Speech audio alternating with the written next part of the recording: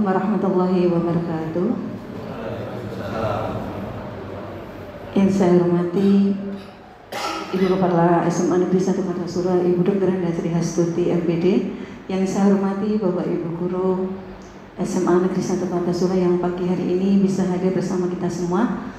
Pertama-tama marilah kita panjatkan puji syukur alhamdulillah kepada Allah Subhanahu wa taala karena pagi hari ini kita bisa berkumpul bersama, yaitu untuk mengikuti kegiatan diseminasi budaya positif yang nanti akan disampaikan oleh Bapak Ihsan Mahendra SS MPD. Beliau adalah CGB Angkatan 9 dari Kabupaten Sukoharjo. Tepatnya beliau saat ini adalah mengajar di SMA Negeri 1 Kartasura.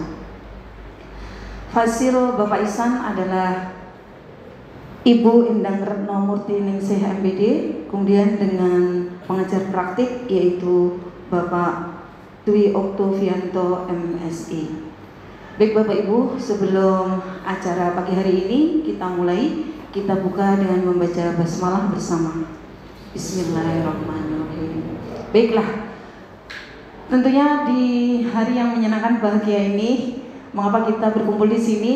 Tadi sudah saya sampaikan bahwa kita nanti akan bersama-sama yaitu untuk berdiskusi bersama ya Pak Ihsan ya tentang diseminasi budaya positif. Kaitannya dengan budaya positif dalam arti di sini adalah sangat penting diterapkan karena nanti tujuannya adalah untuk menciptakan lingkungan positif, di mana ini akan sangat bermanfaat bukan hanya di sekolah tapi untuk peserta didik kita, bagaimana pembelajaran kita di kelas. Nah, ini akan disampaikan secara gamblang tuntas nanti oleh Bapak Ihsan. Untuk menghemat waktu, saya persilahkan, monggo Pak Ihsan.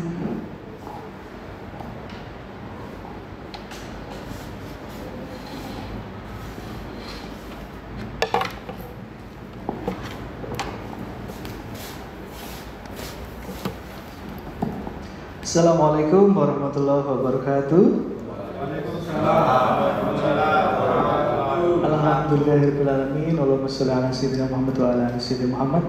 Bapak Ibu guru yang kami hormati, jadi di sini saya akan mendiseminasikan modul budaya positif modul 1.4 program pendidikan guru penggerak yang nantinya akan saya sampaikan juga ada aksi nyata yang sudah saya laksanakan di modul 1.4 ini. Judulnya di sini adalah modul 1.4 budaya positif. Kita akan mulai masuk saja kepada diseminasinya Bapak Ibu.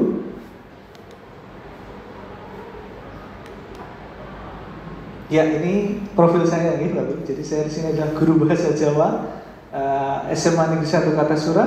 Di sini saya kebetulan menjadi calon guru penggerak angkatan 9 dari Kabupaten Sukoharjo.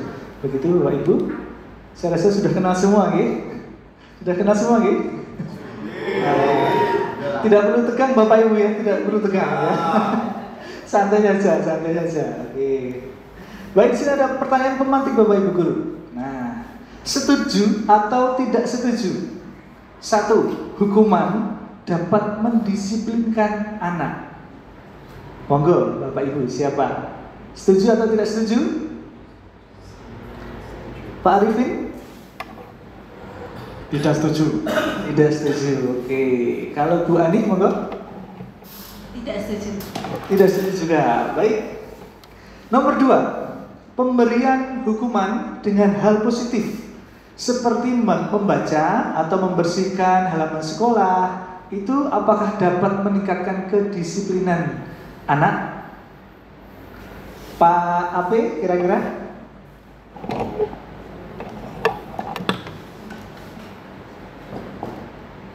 Setuju. Setuju. Oke. Kalau Pak Yasin? Setuju. Setuju. Oke. Kita akan melihat nanti ya, karena ini kita belum masuk ke materi. Yang ketiga, memberi penghargaan dapat meningkatkan motivasi belajar anak. Bu Vika, monggo. Setuju. Setuju. Oke. Satu lagi, Pak Aji, monggo Pak Aji. Setuju. Setuju ya? Jadi penghargaan itu dapat memberikan, meningkatkan motivasi belajar anak. Kita akan lihat nanti jawabannya ada di slide-slide berikutnya ya. Oke. Nah, topik yang akan kita pelajari pada pagi hari ini Bapak Ibu, ini banyak sekali. Yang pertama adalah disiplin positif dan nilai kebajikan universal. Kemudian yang kedua adalah teori, motivasi, hukuman, penghargaan, dan restitusi. Kemudian yang ketiga adalah keyakinan kelas. Yang keempat adalah kebutuhan dasar manusia dan dunia yang berkualitas. Kemudian restitusi 5 kontrol. Dan yang keenam adalah penerapan segitiga restitusi. Begitu ya. Nah, karena ini belum masuk ke materi, tidak apa-apa. Nanti kita akan jelaskan materi berikutnya. Baik, di sini Bapak Ibu, ini adalah mind map dari yang akan kita pelajari pada pagi hari ini. Yakni ada teori kontrol oleh Dr. William Glasser. Di sini Anda tidak bisa mengontrol orang lain, ya. Anda tidak bisa mengontrol orang lain. Hanya Anda yang bisa mengontrol diri Anda. Ini adalah teori dari Bapak Dr. William Glasser, gitu ya. Kemudian nanti kita akan belajar tentang teori motivasi, kemudian nilai-nilai kebajikan universal, 5 posisi kontrol sebagai guru, kemudian segitiga restitusi dan kebutuhan dasar manusia, begitu ya. Kita cukupkan saja. Baik Bapak Ibu, sebelumnya bisa membaca ini slide di sini. Ini ada gambar tangan mengepal. Nah, gambar tangan mengepal, kemudian ada A dan B. A itu Anda, Bapak Ibu guru. Kemudian yang B ini adalah teman Anda. Jadi teman sebangku ya. Nah, ini sobeklah secari kertas kecil. Ini sudah saya siapkan Bapak Ibu, sebentar. Nah, ini kertasnya Bapak Ibu. Nah, jadi sobeklah kertas kecil, kemudian tuliskan sesuatu yang berharga untuk Anda. Benda atau sesuatu yang berharga untuk Anda. Mantan teman bisa. Ya. Tuliskan satu benda atau nama orang atau apa sesuatu yang berharga dalam hidup Anda. Oke. Oke. Tapi cukup satu saja. Yang sampingnya tidak perlu nulis. Cukup satu saja. Satu saja. Nanti Pak Ali sama Pak Wawan, boleh, atau sama Pak Awi, oke? Satu saja, tuliskan satu saja yang berharga dalam hidup Anda itu siapa? Boleh anak, atau boleh benda apa, atau boleh hewan peliharaan, monggo. Tuliskan satu saja, silahkan dituliskan satu saja. Satu saja. Oke? Tuliskan satu. Yang menurut Bapak Ibu sekalian itu sangat berharga dalam hidup Bapak Ibu guru. Oke, sudah ya? Oke, sudah? Kemudian kertasnya dilipat-lipat sampai kecil, terus digenggam. Lipat-lipat kecil, digenggam, sudah? Oke, sudah? Oke. Nah, kemudian teman sebangkunya, pasangannya ya, teman sebangkunya ini, silahkan yang tadi yang satu sudah menggenggam erat, yang satu silahkan ingin mengambil dari genggaman itu. Padahal itu sesuatu yang sangat berharga. Coba Pak Arifin, salah satu mau mengambil, boleh nggak kira-kira? Boleh nggak? Ayo, boleh nggak? Boleh nggak? Oke. Iya, oke. Nggak boleh kan ya? Nggak boleh ya? Oke. Karena itu sesuatu yang berharga sekali. Nah, baik kita lihat analisis dari game ini ya. Nah, apa yang terjadi? Bervariasi antara yang bersedia membuka dan yang tetap bertahan menutup kepala tangannya karena sangat berharga. Kita sendiri memegang kontrol, ini poinnya ya. Kita sendiri yang memegang kontrol atas kepala tangan kita. Apakah kita nanti akan membuka atau menutup, itu bergantung kepada diri kita masing-masing. Jadi kontrol itu adalah yang berada di diri kita masing-masing, bukan orang lain. Gitu. Terus apa hubungannya? Ini hubungannya adalah dengan ilusi. Bahwa ini ada ilusi guru mengontrol murid. Ini hanya sebuah ilusi Bapak Ibu. Sebetulnya murid sendirilah yang memegang kontrol atas dirinya mereka sendiri. Kemudian ada ilusi kritik atau membuat orang merasa bersalah dapat menguatkan karakter. Membuat murid bersalah itu nanti karakter mereka jadi maju. Itu adalah ilusi. Itu ilusi, bukan fakta. Kemudian bujukan akan efektif dan bermanfaat. Kalau tidak kontrol dari diri sendiri sang murid, itu ya tidak akan mengefek, tidak akan berakibat seperti itu. Kemudian ilusi bahwa orang dewasa memiliki hak untuk memaksa, guru memaksa murid. Kalau murid tidak mengontrol dirinya sendiri untuk mau melakukan hal positif, ya tidak bisa. Jadi intinya apa? Kontrol itu berada di diri sendiri, harus dibangun dalam diri sendiri. Dalam hal ini kalau murid, yang harus kita bangun adalah murid mengontrol dirinya sendiri dengan positif. Begitu ya Bapak Ibu, itu jadi makna dari permainan awal pada pagi hari ini. Nah, baik, kita masuk ke subdisiplin Bapak Ibu. Apakah makna disiplin? Nah, di sini artinya adalah belajar. Kemudian makna ini berkonotasi dengan disiplin dari diri murid-murid. Nah, kemudian disiplin diri membuat orang menggali potensinya menuju suatu tujuan apa yang dia hargai. Ini adalah makna dari disiplin. Begitu ya. Baik, slide berikutnya kata Bapak pendidikan kita, Bapak Ki Hajar Dewantoro, merdeka itu artinya tidak hanya terlepas dari perintah, akan tetapi juga cakap membuat memerintah diri sendiri. Jadi tidak hanya terlepas dari perintah dari penjajahan, tapi dia juga cakap dengan cara berdaulat untuk mengatur dan memerintah dirinya sendiri. Itu makna dari merdeka. Nah, yang salah satu kita adopsi menjadi kurikulum merdeka, begitu ya. Baik, kita masuk ke nilai-nilai kebijakan universal Bapak Ibu. Di sini nilai-nilai universal itu adalah yang demikian, yang bersifat universal dan kita refleksikan kepada profil pelajar Pancasila. Nah, di sini ada beriman, bertakwa kepada Tuhan Yang Maha Esa, kemudian berakhlak mulia, kemudian mandiri, bernalar kritis, berkebinekaan global, bergotong royong, dan kreatif. Ini adalah nilai-nilai yang menjadi dasar kita, menjadi dasar kurikulum kita, kurikulum merdeka, supaya outputnya nanti anak-anak kita mempunyai nilai-nilai seperti yang kita tampilkan di sini.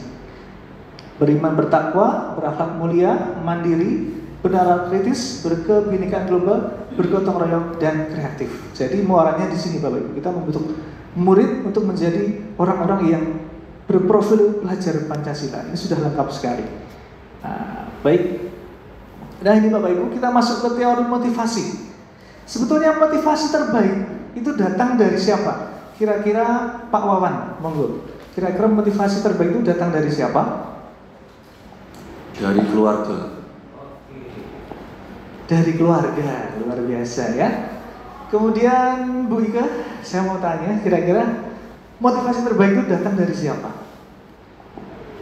Kalau saya dari diri saya sendiri. Oke.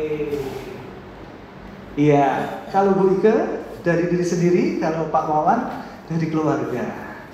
Kita lihat ya, kita lihat teorinya. Untuk menghindari hukuman, itu masuknya kategori motivasi eksternal dari luar. Kemudian untuk mendapatkan hadiah atau imbalan, itu datangnya dari eksternal juga.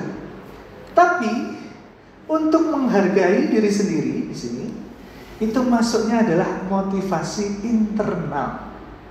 Jadi keluarga tadi bisa kita kategorikan dia masuk dalam kategori eksternal karena menghubungkan atau membutuhkan orang lain, gitu ya. Jadi inilah tujuan disiplin positif. Tujuan disiplin positif kita sebagai guru nanti outputnya adalah kita bisa membangun karakter anak dengan cara anak sendiri yang membangun dari dalam dirinya. Kita memotivasi supaya anak itu bangkit dari dirinya sendiri, gitu ya. Kita membantu seperti itu, bukan kita yang membangkitkan, karena tidak akan bisa, karena kontrol tadi berada pada dalam diri anak itu sendiri. Nah ini yang susah di sini ya. Menjadi Bapak Ibu guru kita harus mengusahakan di situ. Baik, nah, kemudian hukum penghargaan. Kita lihat bacaannya ini, bahwa penghargaan berlaku sama dengan hukuman. Jadi penghargaan itu sama dengan hukuman. Ya, dalam arti meminta atau membujuk seseorang melakukan sesuatu yang memenuhi suatu tujuan tertentu dari orang yang meminta atau membujuk. Nah, pengaruh jangka pendek, jangka panjang, penghargaan itu menghukum. Penghargaan itu menghukum. Penghargaan itu mengurangi ketepatan. Penghargaan itu tidak efektif. Kenapa? Karena kalau misalkan anak kita berikan hadiah setelah dia bisa menjawab pertanyaan, Kemudian nanti di kemudian hari mereka akan berpikir, oh kalau saya bisa menjawab lagi, saya akan dapat permen lagi, dapat uang lagi dari Bapak Ibu guru. Itu akan selalu diingat seperti itu. Kemudian dia mindsetnya akan berubah, supaya saya mendapatkan hadiah. Ini yang salah, yang selama ini kita pelajari. Mungkin ya, yang kita masih salah. Jadi kita harus membangun dalam dirinya, untuk dia membangun dirinya, menghargai dirinya sendiri, untuk menjadi pribadi yang selalu ingin belajar. Di situ poinnya, di situ. Ya, jadi hukuman itu ya salah, penghargaan itu juga salah, masih kurang tepat, gitu ya. Baik, kita lanjutkan.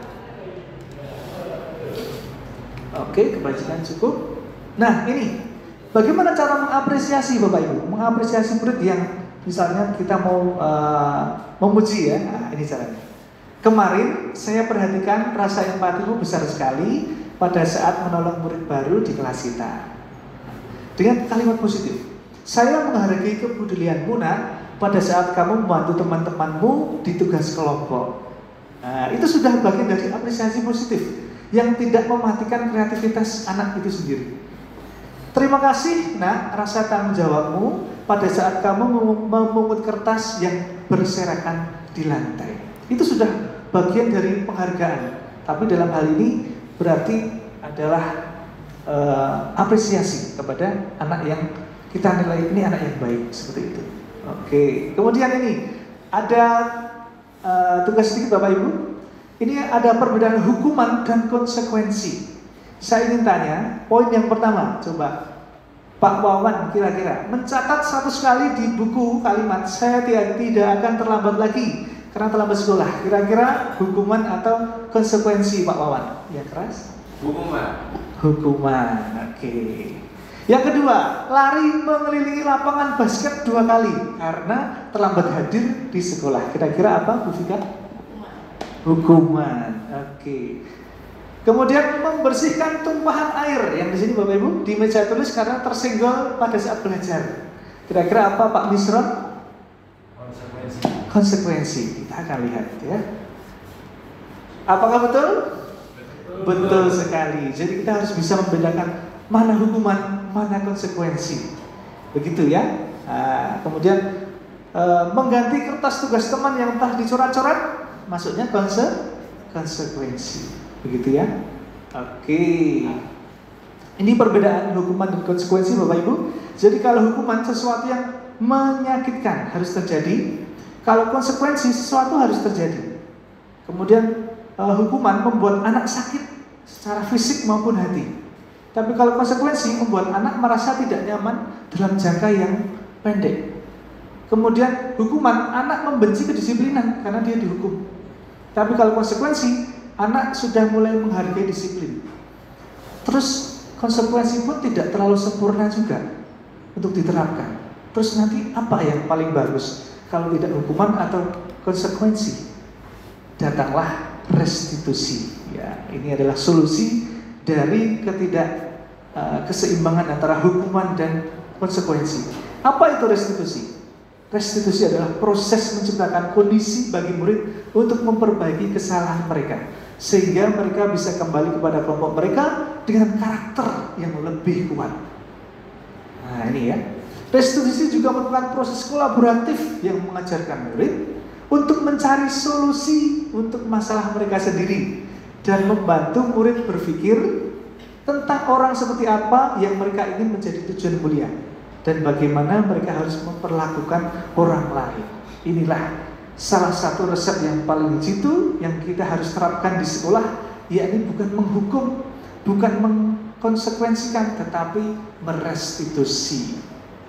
Tapi ini masih teori Bapak Ibu ya, kita belum tahu nanti bagaimana cara nyatanya seperti apa. Nah ini perbedaan dari hukuman, konsekuensi, dan restitusi. Nah kalau hukuman, kata-katanya yang keluar adalah, peraturannya adalah kamu harus titik-titik. Nah kalau konsekuensi, apa peraturannya? Mampukah kamu melakukannya? Terima kasih. Kemudian kalau restitusi, kita tanyakan ke kesadaran anak itu. Apa yang kamu yakini nak? Apa yang kamu bisa lakukan untuk memperbaiki masalah ini? Pertanyaan-pertanyaan yang membangun seperti ini kepada siswa, kepada murid, inilah yang akan membangun pribadi murid itu menyadari, oh saya harusnya seperti ini, saya harusnya seperti ini, gitu. Bukan malah dihukum melari keliling lapangan basket 5 kali, bukan dihukum dijemur di lapangan upacara, ya. Tapi kita tanyakan, yang kamu yakini sebagai hal yang positif itu seperti apa, nak? Peraturan kita itu seperti apa tuh sekolah, gitu. Terus mereka akan menjawab, oh kita harus datang nggak terlambat, kita harus tidak boleh mencontek. Nah, dia mengutarakan sendiri, kemudian dia meyakini, oh bahwa itu yang kita yakini selama ini. Jadi saya ke depan harus lebih baik lagi. Itulah restitusi, gitu ya. Nah, ini kalau hukuman negatif, konsekuensi itu netral karena dia akan dihubungkan dengan peraturan-peraturan. Kemudian restitusi, nanti murid outputnya adalah menghormati dirinya dan juga orang lain. Itu adalah restitusi, Bapak Ibu. Ciri-ciri restitusi adalah memperbaiki hubungan, kemudian restitusi menuntun untuk melihat ke dalam diri, restitusi mencari kebutuhan dasar yang mendasari tindakan, restitusi itu adalah mencari cara yang paling baik, kemudian fokus pada solusi dan mengembalikan murid yang berbuat salah pada kelompoknya. Jadi tidak akan menimbulkan trauma. Ketika kita merestitusi anak atau siswa, mereka akan kembali ke kelompoknya dengan lebih baik lagi. Tidak akan menimbulkan trauma. Begitu Bapak Ibu. Baik, kita kali ini akan masuk ke keyakinan kelas, Bu Said.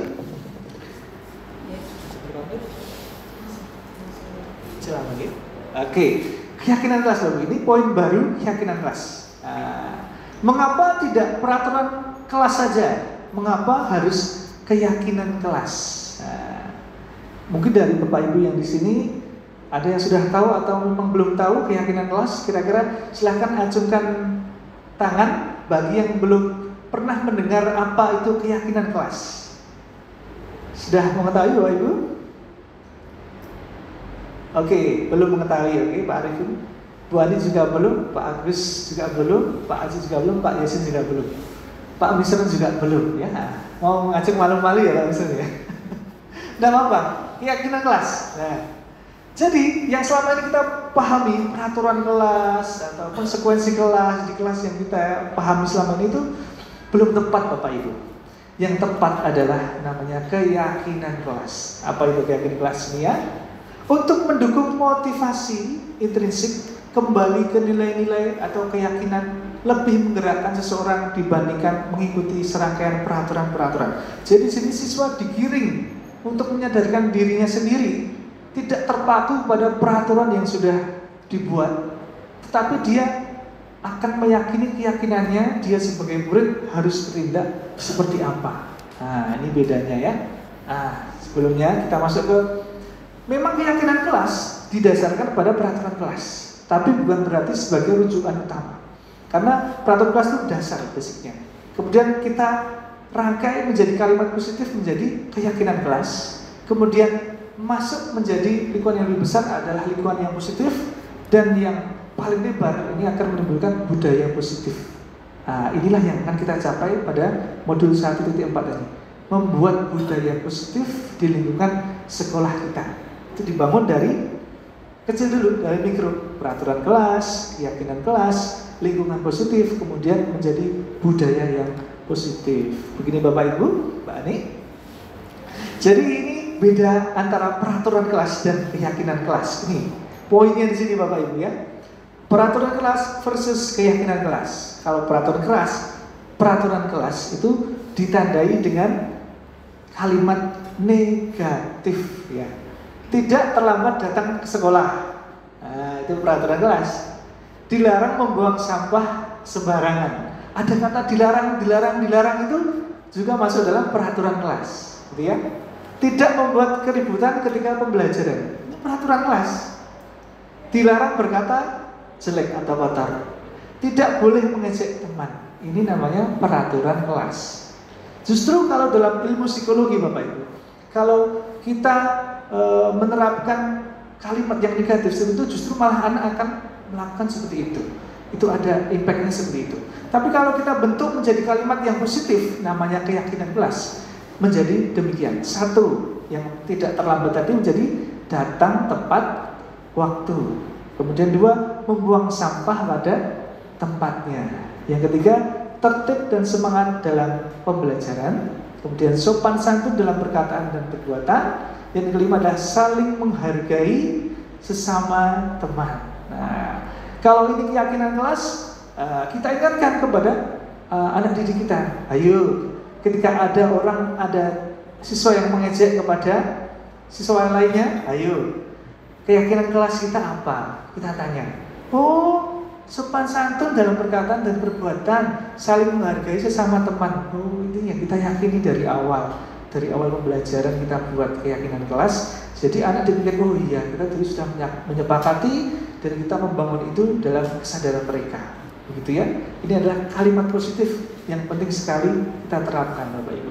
Nah, dan kita masuk ke tabel terlihat, terdengar dan berperilaku. Nah, di sini kalau keyakinan kelas kita sudah berjalan dengan baik, nanti yang terlihat adalah murid-murid seperti ini, berempati terhadap perasaan orang lain, kemudian senantiasa berbagi, kemudian senantiasa berbuat baik. Itu yang terlihat seperti itu di kelas. Kemudian yang terdengar seperti apa? Yang terdengar ya, oh ada kata-kata, sini tak bantu sini, kamu belum bisa mengerjakan bab ini kan? Sini tak pinjam pulpen, sini tak pinjemin buku, sini tak ajarin mana yang belum bisa. Itu namanya keyakinan kelas yang sudah berjalan. Terdengarnya kalimat-kalimat yang positif. Begitu ya. Dan untuk berperilaku ini hampir sama dengan yang terlihat. Ketika anak tersenyum ramah kepada teman, bapak ibu guru, kemudian memberikan salam hormat, kemudian memberikan postur tubuh atau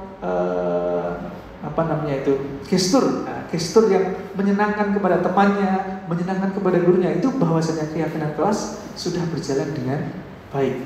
Demikian dengan tampak seperti datang tepat waktu. Nah, kalau lawannya ya hadir terlambat, kemudian menyapa teman dan guru setiap hari, itu keyakinan kelas.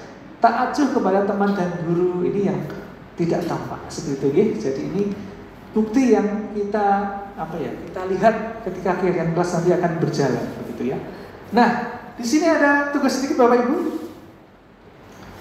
Coba saya kepengen Pak Haji ini ya, selalu kembalikan buku ke tempatnya. Kira-kira keyakinan kelasnya nanti kalimat atau kata-katanya seperti apa? Selalu kembalikan buku di tempatnya. Kira-kira apa keyakinan kelasnya? Kembalikan buku pada tempatnya semula. Oke, Pak Haji. Kemudian dilarang mengganggu orang lain. Kira-kira Mbak Ani apa ini? Kita harus saling menghormati. Oke, dilarang mengganggu orang lain. Keyakinan kelasnya harus saling menghormati. Baik. Kemudian dilarang melakukan kekerasan ya. Yang ini dilarang melakukan kekerasan. Kira-kira Bu Ike apa? Saling menghormati juga. Saling menghormati juga. Oke, kita lihat ya. Kita lihat jawabannya ya. Tidak semua kita bahas. Nah, ini ya. Jadi selalu mengembalikan ke tempatnya. Tanggung, rasa tanggung jawab. Kemudian tadi dilarang mengganggu orang lain, menghormati orang lain. Kemudian dilarang melakukan kekerasan. Jadi tentang keselamatan, menghormati orang lain. Begitu ya Bapak Ibu. Ini cara merumuskan keyakinan kelas dengan menggunakan kalimat-kalimat positif. Jadi temanya saja ya. Oke. Bapak Ibu yang kami hormati, jadi ini adalah aksi nyata yang sudah saya buat di kelas saya, yang saya menjadi wali kelas. Ini saya lakukan di beberapa waktu yang lalu. Saya membuat aksi nyata penyusunan keyakinan kelas Bapak Ibu.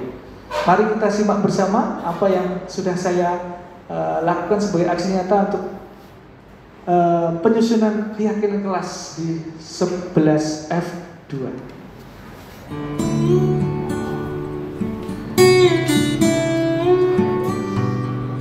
Ini jadi ketika saya masuk, kemudian yang tahap pertama pengenalan, mengenalkan definisi. Kemudian yang kedua adalah siswa menulis pendapat di kertas sticky note masing-masing semua. Kemudian guru membimbing untuk menyampaikan gagasan siswa. Kemudian menempelkan gagasan siswa di papan tulis. Kemudian guru membimbing dan merumuskan kelas dengan kalimat yang positif Kemudian ini fase finish, kita membuatnya di Canva. Ini adalah hasil dari keyakinan kelas kami F2. Ini bisa di scan Bapak Ibu. Ini adalah hasil dari keyakinan kelas yang kita buat, dan ini adalah yang sudah hasilnya kita tempel langsung di kelas keyakinan kelas sendiri. Nah, kurang lebih seperti itu Bapak Ibu. Jadi kita yang pertama adalah tahapnya menggali apa yang kalian yakini sebagai keyakinan kelas, sebagai murid yang baik seperti apa. Mereka menulis satu-satu, kemudian menulis di sticky note, kemudian saya suruh menempelkan di papan tulis, kemudian kita bahas, kita samakan persepsi keyakinan kelas kita, dan kemudian kita tentukan keyakinan kelasnya seperti apa, begitu. Baik Bapak Ibu, kita masuk ke kebutuhan dasar manusia. Jadi manusia itu ternyata punya kebutuhan dasar. Ya. Yang pertama adalah belonging, kasih sayang dan rasa diterima. Bisa ya. Yang kedua, penguasaan atau power. Kadang-kadang orang butuh itu. Yang ketiga, bertahan hidup atau survival. Dan yang keempat adalah kesenangan, fun. Dan yang kelima adalah freedom, kebebasan. Jadi setiap dari kita, masing-masing dari kita, guru ataupun murid, dia pasti punya kebutuhan dasar. Tapi bisa berbeda-beda. Ada yang masih butuh kasih sayang, misalkan seperti gitu ya. Tidak perlu disebutkan ya. Terus ada yang butuh penguasaan, ada ini ya. Saya pengen jadi kepala sekolah, saya pengen jadi pengawas, saya pengen jadi dosen, nah misalnya gitu ya. Bertahan hidup ini yang paling simpel ya, yang paling simpel. Jadi sing penting aku bisa urip, bisa makan, itu udah bersyukur ya. Ada yang butuh kesenangan, saya tuh seneng kalau bisa main futsal, saya seneng kalau bisa main burung gitu ya, gantangan ya Pak, gitu. Gitu ya, Pak Arifin juga ini, Pak Arifin juga. Kemudian ada yang butuh kebebasan ya, ini Pak Misron nih ya. Pak Misron nih. Saya tuh pengen bebas ini. Di rumah tertekan ya Pak. Karena disuruh mencuci baju ya. Kelihatan mukanya ya. Bercanda ya Pak Misron ya. Ada yang senang, ada yang harus main game dulu biar fresh, itu beda-beda ya. Itu kebutuhan dasar manusia. Nah ini kita contohnya, kebutuhan dasar manusia itu bertahan hidup, itu bisa makan, rumah atau kesehatan, kemudian kasih sayang itu ya cinta ya, cinta dan harapan. Pak Haji mungkin, atau Pak Ali mungkin yang masih jomblo ya. Barangkali ini insya Allah segera ditemukan jodohnya ya, amin ya. Paling tidak mendapatkan kasih sayang sama temennya dulu lah ya gitu. Kemudian kebebasan ya, kebebasan memilih, mandiri, otonom, tidak mau diatur oleh orang lain gitu ya. Kesenangan, bermain game, tertawa dan sebagainya. Penguasaan, mencapai sesuatu prestasi atau kedudukan tertentu Bapak Ibu. Nah, kita masuk ke posisi kontrol. Posisi kontrol Bapak Ibu ada 5 di sini. Posisi kontrol itu apa? Posisi kontrol sebagai guru. Di sini yang pertama adalah penghukum, pembuat orang merasa bersalah, teman, pemantau, manajer. Nah, ciri-cirinya seperti apa? Ciri-cirinya? Nah, ini penghukum. Ini contoh guru sebagai penghukum. Nih kita baca ya, sama-sama ya. Dengan nada suara tinggi. Bahasa tubuhnya melotot, jari menunjuk-nunjuk, menghardik. Wah, ini berarti dia posisi kontrol guru penghukum ya. Tipikalnya seperti itu. Terlambat lagi, pasti terlambat lagi. Selalu datang terlambat. Kapan bisa datang tepat waktu kamu nak? Nah, itu posisi kontrol sebagai guru penghukum. Dampaknya apa? Kemungkinan murid akan marah, mendendam, bersifat agresif. Bisa saja duduk mencoret-coret bukunya nanti. Kemudian bisa lebih buruk lagi, pulang sekolah melihat motor bapak ibu guru, bisa menggores kendaraan atau gembosi ya, gembosi bannya, ngeri ya. Makanya kita jangan sampai menjadi guru penghukum, begitu ya. Kemudian yang posisi kontrol itu adalah membuat rasa bersalah. Apa ini? Cirinya adalah nadanya memelas, halus, sedih. Ayo, siapa yang sedih? Memelas ya. Ini ya. Iya. Iya. Memelas tapi mengharapkan sesuatu anak supaya anak itu bersalah, gitu loh. Kelihatannya memelas tapi mengharapkan anak bersalah. Nih, Adi, kamu ini bagaimana ya? Kamu sudah berjanji loh dengan Bapak tidak akan terlambat lagi. Kamu kenapa? Ya senang sekali. Kok ya senang sekali sih mengecewakan Bapak? Memelas ya? Iya, Bapak ini benar kecewa loh sama kamu kok datang terlambat terus. Itu posisi kontrol membuat anak bersalah Bapak Ibu. Jadi kalau seperti itu anak menjadi bersalah, efeknya apa? Bersalah telah mengecewakan ibu ya. Murid akan menjadi orang yang gagal, merasa gagal. Murid itu kan merasa, berarti saya menjadi orang yang gagal nih gitu. Saya mengecewakan guru saja saya kecewakan gitu, apalagi temennya gitu. Nah ini bahaya Bapak Ibu. Kita nggak boleh seperti itu menjadi guru yang membuat anak merasa bersalah, gitu ya. Jadi yang kedua, yang ketiga teman. Oke, ini sudah mulai mengarah ke positif ya. Posisi kontrol teman seperti apa Bapak Ibu? Suaranya ramah, akrab, bercanda, bahasa tubuhnya mata, senyum, jenaka. Jadi lebih ceria. Ini ada guru yang seperti teman, ada ya? Barangkali di antara kita, Adi, ayolah. Bagaimana kamu sih? Kemarin kamu sudah janji Bapak bukan? Kapan terlambat lagi? Kenapa kok terlambat? Gimana sih terlambat lagi Adi? Sambil tertawa gurunya ya. Sambil senyum. Duduk sana dulu, nanti Pak Guru bantu lah. Gimana sih masa kamu terlambat kan udah gede dia. Sambil ketawa-ketawa. Ini memposisikan sebagai teman Bapak Ibu. Guru yang mesti sebagai teman, ini bagaimana? Juga terbaik, belum pas. Kenapa? Karena murid akan merasakan dan akrab dengan guru dan dampak di sini negatif murid menjadi tergantung kepada guru tersebut.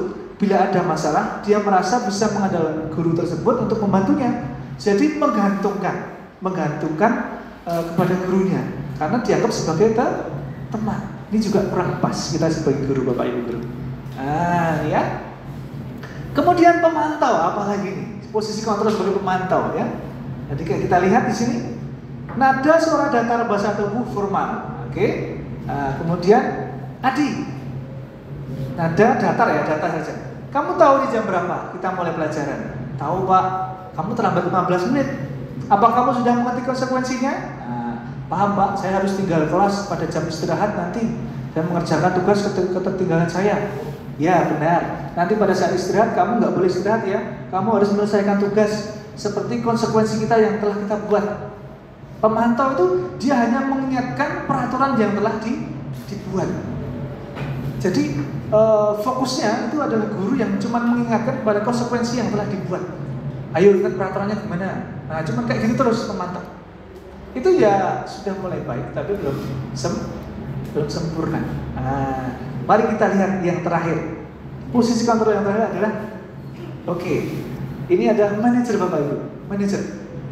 Nada suara tulus bahasa tubuh tidak kaku mendekat kepada guru. Adi, apakah kamu mengetahui jam berapa sekolah dimulai? Jam 7 Pak, ya kamu terlambat. Kira-kira bagaimana kamu memperbaiki masalah ini gitu. Jadi dia sebagai manajer dengan tenang gitu ya. Oh iya, saya bisa menanyakan teman Pak untuk mengerjakan tugas yang tertinggal. Baik, itu yang bisa dilakukan. Apa besok kamu akan ada masalah untuk kamu agar bisa hadir tepat waktu? Tidak Pak, saya akan hadir tepat waktu. Jadi kita bangun, apakah kamu bisa memperbaiki masalah ini? Nah, jadi anak diingatkan keyakinannya, gitu ya. Nah, ini posisi manajer terbaik Bapak Ibu. Jadi kita harus menjadi posisi manajer, membangun keyakinan atau kesadaran dalam diri anak dengan bahasa yang halus, bahasa yang positif, bahasa-bahasa kalimat pemantik supaya anak itu bisa membangun dirinya sendiri melalui motivasi internal dirinya sendiri. Inilah yang harus kita bangun sebagai posisi manajer Bapak Ibu. Nah, ini ya. Nah, ini latihan dan ini jawabannya adalah saya kecewa kali dengan kamu. Ini pembuat rasa bersalah posisi kontrolnya. Kemudian kamu tidak pernah benar, penghukum. Kemudian teman, ayolah lakukan demi Bapak Ibu, teman. Kemudian manajer, bagaimana kamu bisa menyelesaikan masalah ini supaya kamu tidak datang terlambat lagi. Ditanya, bagaimana penyelesaiannya Oh, jadi anak akan berpikir, oh besok saya akan menyalakan alarm Bapak Ibu supaya saya bisa bangun lebih pagi. Saya akan memesan ibu saya untuk membangunkan saya, begitu ya. Nah, itulah posisi sebagai manajer. Baik Bapak Ibu, di sini materi yang terakhir adalah segitiga restitusi. Apa itu? Tadi kita sudah jalankan segitiga restitusi. Restitusi di sini adalah yang pertama adalah menstabilkan identitas. Yang kedua adalah validasi kebutuhan atau validasi kesalahan. Kemudian yang ketiga adalah menanyakan keyakinan. Jadi ketika ada seseorang murid yang melakukan kesalahan, entah dia mencontek atau berkelahi dengan temannya, yang harus kita terapkan adalah restitusi dengan cara melakukan langkah segitiga restitusi. Demikian seperti ini Bapak Ibu yang telah saya buat di aksi nyata segitiga restitusi kepada salah satu murid kita yang kebetulan pada waktu ulangan dia mencontek. Nah, seperti ini tugas aksi nyata saya dalam rangka penerapan segitiga restitusi. Mohon diperhatikan.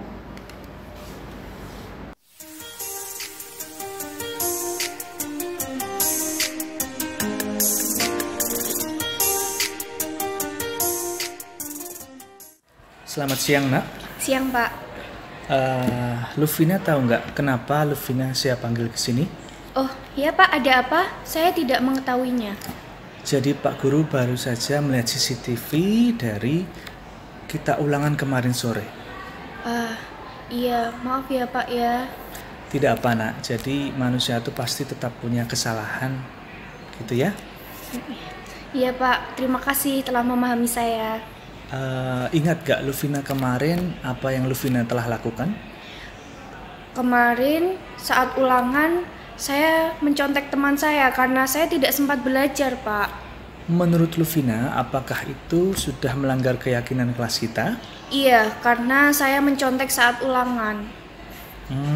Baik, Nak. Kira-kira langkah ke depan apa yang mau Luvina memperbaiki situasi ini? Mungkin saya akan belajar lebih giat lagi, saya akan belajar bersama teman, dan saya berjanji Pak tidak akan mengulangi kesalahan saya lagi. Bagus, Nak. Mudah-mudahan di masa yang akan mendatang kamu akan menjadi anak yang beruntung ya. Baik Pak, terima kasih. Saya berjanji tidak akan mengulangi kesalahan saya lagi. Sekali lagi saya minta maaf ya Pak ya. Ya, tidak apa-apa.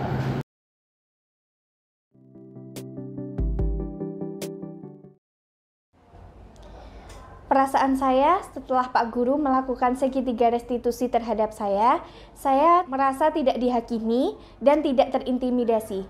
Selain itu, saya juga merasa senang, merasa lega, dan termotivasi untuk menjadi pribadi yang lebih baik lagi. Terima kasih.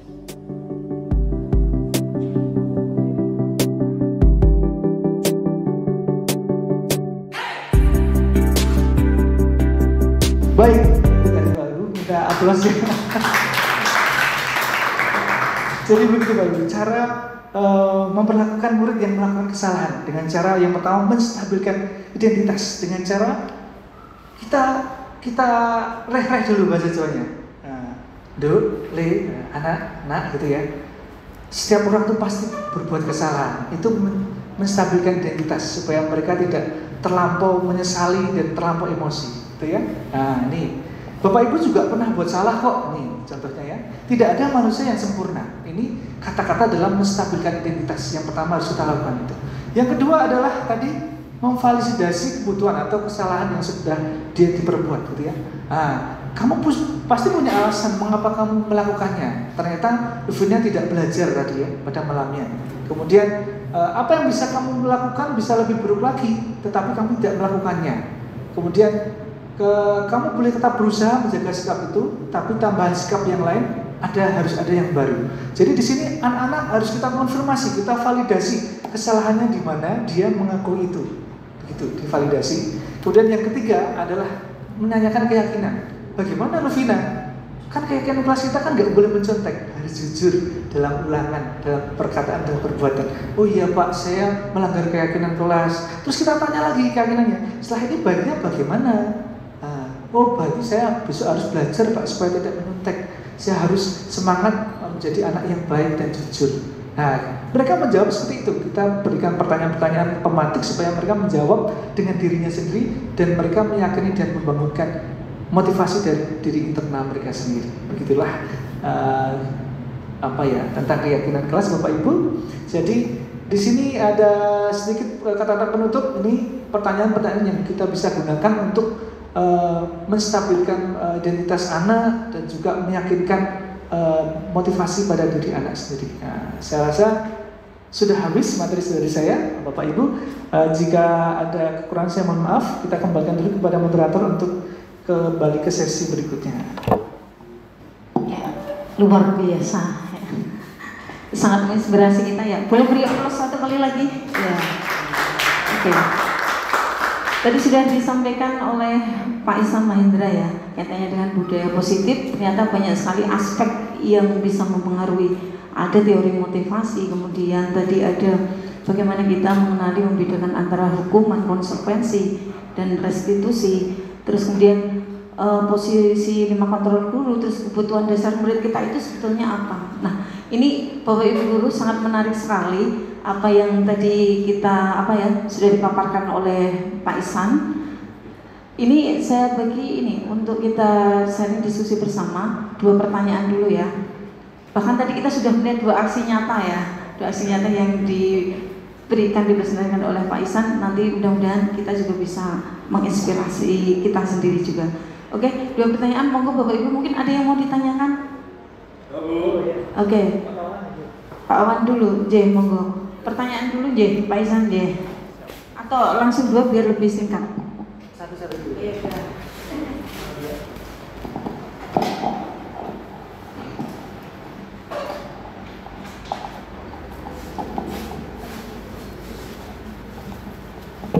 Yang saya tanyakan itu dari Pak Ihsan, apa perbedaan signifikasi antara pemantau dan manajer? Itu, terima kasih. Terima kasih Pak Wawan. Kemudian sekalian nih untuk Pak Ali tadi.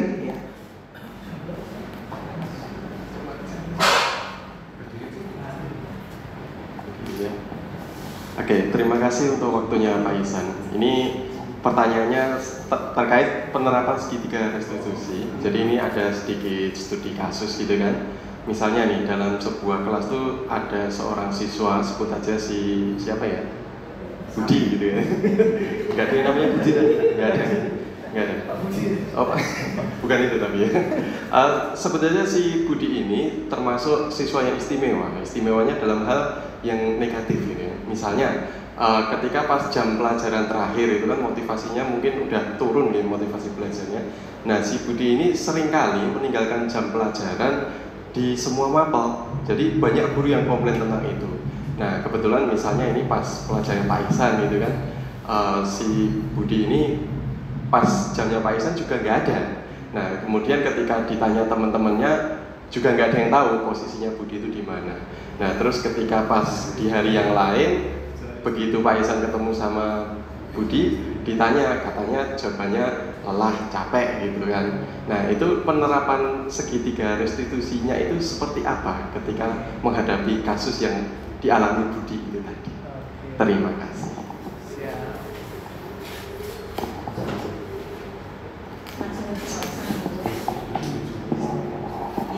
Oke, ada 2 pertanyaan ya tadi ya intinya ya. Yang pertama adalah dari Pak Ilmawan, perbedaan signifikan antara teman dan pemantau. Ini mungkin kita masih bingung bedanya di mana ini Pak, karena sama-sama hampir mirip ya.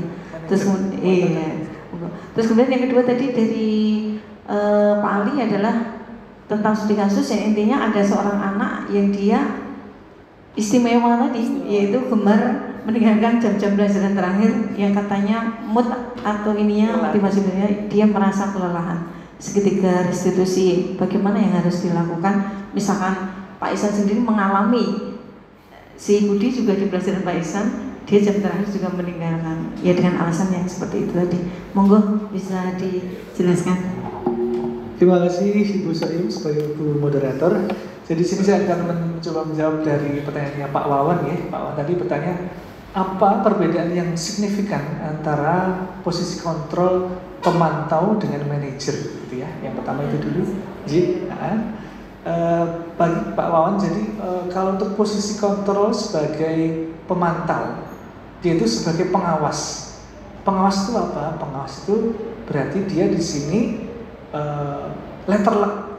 Dia menyesuaikan dengan peraturan atau konsekuensi yang sudah dibuat. Ketika ada murid yang melakukan sebuah kesalahan di dalam kelasnya atau di sekolah, kemudian guru ini sebagai posisi kontrol pemantau, dia hanya bertanya, halo nak siswa, apa yang sudah kamu langgar? Kamu tahu kan peraturannya di kelas itu tidak boleh mencontek, tidak boleh rame membuat gaduh kelas. Kamu ingatkan konsekuensinya seperti apa. Jadi pemantau itu hanya mengingatkan seperti itu terus, hanya mengingat peraturan dan peraturan itu, tanpa membangun si murid itu untuk membangun dirinya dari motivasi internalnya untuk membangun kesadaran. Itulah tim guru sebagai kontrol pemantau. Ya bagus, sudah bagus punya peraturan, tapi belum mengarah kepada kesolusi yang sejatinya seperti itu. Nah, perbedaannya dengan manajer, ini adalah tingkatan yang tertinggi. Jadi dia adalah memanage ya, guru sebagai manage. Di sini ketika ada siswa yang melanggar peraturan sekolah, misalkan mencontek atau membuat teman lain merasa sedih ya, atau membuli temannya seperti itu, dan manajer, guru sebagai manajer adalah akan menerapkan sikap-sikap dia sebagai manajer. Jadi dengan cara dibangunkan dengan cara segitiga restitusi tadi bisa menstabilkan identitas. Jadi manajer itu dia malah bertanya kepada siswa itu, loh nak, kamu sudah melanggar keyakinan kelas gitu. Oh iya ini, terus nah kira-kira salahmu kemarin apa, di mana seperti itu. Oh iya pak, saya kemarin membuli seperti itu misalkan. Oh lah kenapa kok membuli? Ya karena kan dia hitam pak misalnya seperti itu. Dia pendek pak, dia gendut pak. Loh itu kan sudah melanggar keyakinan kelas. Terus, nah kira-kira itu baik nggak seperti itu? Nah, ditanya tentang sesuatu yang membuat mereka berpikir bahwa nanti sampai pada saatnya dia menemukan bahwasannya validasi tindakan yang salah tadi, dia menyatakan oh iya perbuatan saya salah. Kemudian dia akan memperbaikinya dengan cara, terus bagaimana untuk menyelesaikan permasalahanmu ini? Kamu sudah membuli teman. Mohon maaf pak, yang pertama saya nanti akan minta maaf kepada teman saya.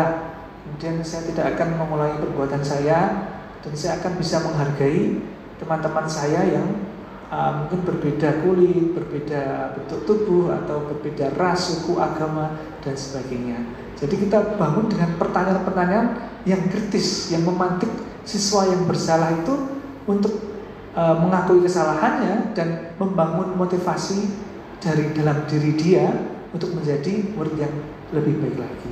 Seperti itu perbedaannya manajer dengan pemantau gitu ya. Jadi kita membangun, kalau manajer itu membangun dari diri murid itu sendiri, dan mandiri. Murid itu akan membangun secara mandiri pribadi dengan cara mengadopsi pertanyaan-pertanyaan dari guru sebagai manajer tadi. Seperti itu. Bagaimana Pak Wawan kira-kira?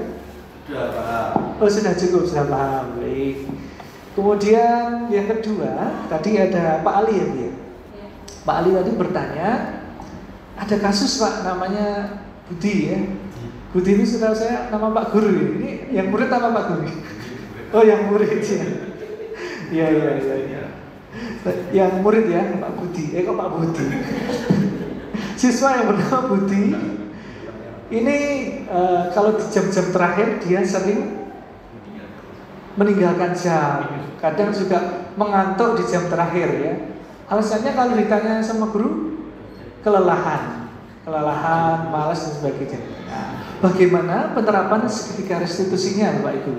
Nah, bagaimana ini? Kalau menurut saya, kita akan menerapkan dengan cara yang pertama tadi langkah adalah menstabilkan identitas. Nah, misalkan seperti ini Bapak Ibu. Budi, kenapa kamu saya panggil ke sini? Oh iya Pak, saya kenapa ya Pak? Mungkin bisa jadi dia berbohong dulu. Nggak punya salah ya Pak, bisa jadi karena anak yang bermasalah pasti punya punya kemungkinan seperti itu. Nah, terus kita tanya lagi, oh iya kamu kemarin di jamnya Bu Ani kenapa? Oh iya Pak, saya tidur Pak, jam terakhir Pak. Oh gitu ya, kita sebagai guru menstabilkan dulu, jangan langsung menghukum, Itu nggak bener tuh, kamu murid nggak jelas. Jangan ya. Menstabilkan identitas itu harus dengan sabar, dengan hati yang tenang. Oh ya, itu wajar kok. Manusia mengantuk itu wajar, apalagi jam terakhir itu jam-jam rawan ya, jam-jam siang sekali, panas sekali, enaknya tidur itu wajar seperti itu. Ya kita tanya, kita mulai memvalidasi tindakan yang salah itu. Emang kenapa Bu? Kok bisa mengantuk? Terus dia cerita, oh ternyata semalam saya ikut membantu bapak saya bekerja sampai malam. Oh, kita tanya dulu, jangan langsung menjudge kamu murid yang jelek, jangan. Alasannya apa? Oh ternyata dia punya pekerjaan sampingan kalau malam, membantu bapaknya, misalnya seperti itu ya. Terus kita tanya, tapi sebagai murid, apakah itu melanggar keyakinan kelas Bu? Kalau kita tidur di kelas itu seperti apa itu? Oh akhirnya dia sadar kan, oh iya berarti saya memang melanggar keyakinan kelas Pak, gitu loh. Karena harusnya ya murid ya tetap memperhatikan dengan baik, menjaga hubungan yang baik dengan ibu guru, dan memperhatikan dengan aktif bersosialisasi dengan temannya, berkolaborasi seperti itu. Oh iya Pak, saya salah Pak. Nah, jadi kita terapkan menstabilkan identitas dulu Pak Ali, kemudian kita validasi tindakannya yang mereka yang salah itu, kemudian baru kita bangun keyakinan. Oke Budi, tidak menjadi masalah.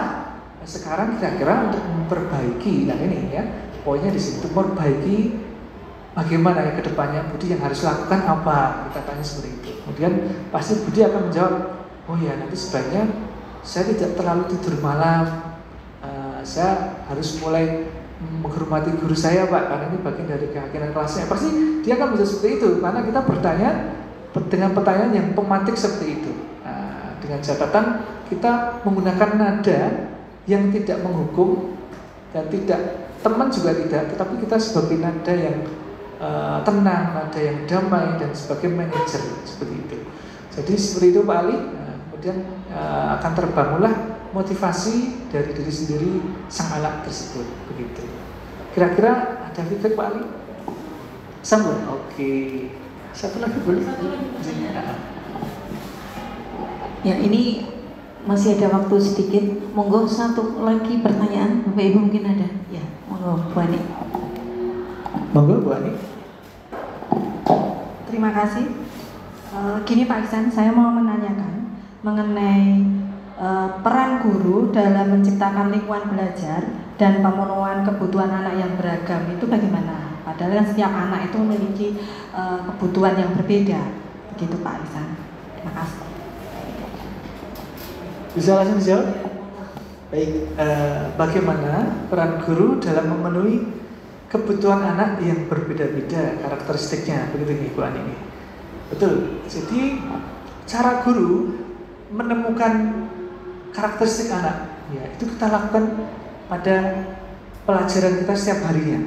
Kita masuk ke kelas, kita mengajar dengan metode tertentu, kita mulai akan mengenal pribadi anak itu masing-masing. Ada anak yang mungkin suka dengan auditoris, sesuatu yang bersuara, ada. Tapi ada anak yang suka juga dengan visual, dengan gambar, dengan video, itu ada. Itu lebih menarik Bapak Ibu guru seperti itu. Ada yang hanya dengan misalkan pendekatan secara apa ya, one per one, person to person, ada. Karena seperti anak-anak introvert seperti itu, misalkan dia malah nggak suka keramaian, malah dia suka yang tentang keheningan dan sebagainya. Nah itu kita temukan dengan cara kita masuk dulu di kelas, mengenali satu sama lain, kemudian kita menempatkan mungkin dengan pembelajaran diferensiasi, Bu Ani. Jadi pembelajaran diferensiasi di sini kita membedakan kebutuhan murid berdasarkan karakteristik murid yang dibawa dia dari sejak lahir. Kalau kata Pak Ki Hajar Dewantara itu ada kodrat alam dan kodrat zaman. Jadi murid itu membawa kodratnya sendiri-sendiri. Dia sudah punya garis kodratnya sendiri. Dia bakatnya di bidang apa, dia sukanya pelajaran yang seperti apa, model guru yang seperti apa. Ini tugas kita guru, bukan mengarahkan dia langsung menjadi apa tidak, tapi kita menebalkan garis selamat-lamat yang sudah digariskan oleh Tuhan kepada anak tersebut, mencari solusi ke arah mana potensi dia. Karena tidak mungkin di suatu kelas itu akan menyukai matematika semuanya. Betul Ibu Vika ya? Ada yang suka nyanyi-nyanyi di kelas, bawa gitar. Ada yang suka di kelas itu bawa bola, ya karena dia arahnya ke kinestetik. Dia suka olahraga, dia suka pingpong, badminton, seperti itu. Kayak Pak Wawan ya, berenang misalnya seperti itu. Beda-beda, tapi kalau berenang di kelas nggak mungkin ya Pak Wawan. Nggak mungkin ya, betul. Ya, jadi seperti itu. Kita harus pandai memahami itu. Kemudian kita terapkan dengan pembelajaran berdiferensiasi. Dengan cara memberikan tugas mungkin yang berbeda, tetapi bobotnya kita pastikan sama. Seperti itu. Nah, bagaimana? Apakah ada feedback Bu Ani? Tidak cukup? Oke. Ini kita masih ada waktu 3 menit. Mungkin untuk feedback penguatan Pak Isan dari teman-teman. Mungkin ada tentang budaya positif ini. Monggo bisa menyampaikan. Satu aja cukup saya kira. Ya, terima kasih. Bu Ika, monggo. Ya, ada Bu Ika yang memberikan feedback penguatan positif, monggo. Ya, terima kasih. Tidak hanya feedback tapi apresiasi yang sangat luar biasa dari kami yang mendapatkan informasi dan mendapatkan pengetahuan yang hebat tentang hal yang baru dari Pak Iksan pada hari ini. Dan kami mengucapkan terima kasih untuk hal ini. Dari hal ini tadi kita dapat memahami dan kami bisa mengambil kesimpulan bahwa dalam segala tindakan kita kepada siswa itu dikembalikan kepada siswa, dan dari murid tersebut unsur atau faktor internal atau intrinsik dari siswa itu adalah sesuatu hal yang sangat penting, dan itu yang kita gali dari siswa sendiri, bukan memaksakan kehendak dari kita. Dan kita harus selalu mengingat adanya kodrat zaman dan kodrat alam dari siswa-siswa kita atau murid-murid kita. Begitu ya Pak Isan ya. Terima kasih sekali, dan semoga kami berusaha untuk kami bisa semuanya menerapkan di sekolahan kita. Gitu Pak Isan. Terima kasih untuk diseminasinya. Terima kasih Bu Ika sudah memberi penguatan positif kepada kami semua. Insya Allah mudah-mudahan dengan diterapkannya budaya positif dimulai dari diri kita, Bapak Ibu Guru, mudah-mudahan nanti kita bisa membawa dampak positif kepada sekolah kita untuk bisa mewujudkan visi dan misi sekolah kita. Gitu ya? Amin. Baik, kita kembali Bu Said. Oke, demikian tadi diseminasi budaya positif ya, sudah disampaikan oleh Pak Ihsan Mahendra. Apa yang disampaikan oleh beliau tentunya sangat bermanfaat untuk kita semua, termasuk saya pribadi. Saya jadi bisa tahu banyak hal, bahwa ternyata kita sebagai guru itu banyak sekali peran kita, artinya untuk bukan hanya untuk siswa, bahkan di sini kalau kaitannya dengan budaya positif ini, bagaimana kita bisa menciptakan budaya positif ini menjadi sebuah hal pembiasaan yang setiap harinya nanti bisa kita terapkan untuk anak-anak dan juga untuk sekolah kita. Pada akhirnya anak-anak nanti bisa menjadi anak-anak yang bisa selamat, bahagia, sukses seutuhnya. Mungkin itu yang, karena harapan kita semuanya tentunya itu jadi Bapak Ibu Guru ya, termasuk saya yakin tujuan pendidikan sendiri pada akhirnya adalah itu tadi ya. Oke, karena keterbatasan waktu, mungkin nanti bisa di sesi yang lain bisa disambung lagi. Hanya tidak dalam forum ini, kalau ada pertanyaan kita ingin sharing bersama, kita bisa bertanya nanti diskusi dengan Pak Ihsan. Nggih Pak Ihsan nggih, terbuka nggih. Iya, oke. Baiklah Bapak Ibu, sebelum kita akhiri untuk kegiatan pagi ini, monggo kita tutup dulu dengan bacaan hamdalah bersama-sama. Alhamdulillahirabbil alamin. Terima kasih, mudah-mudahan bermanfaat dan insya Allah bermanfaat. Ya, kita itu kalau ada salah diri saya mohon maaf. Assalamualaikum warahmatullahi wabarakatuh. Kita beri aplaus ya. Terima kasih Pak Ihsan.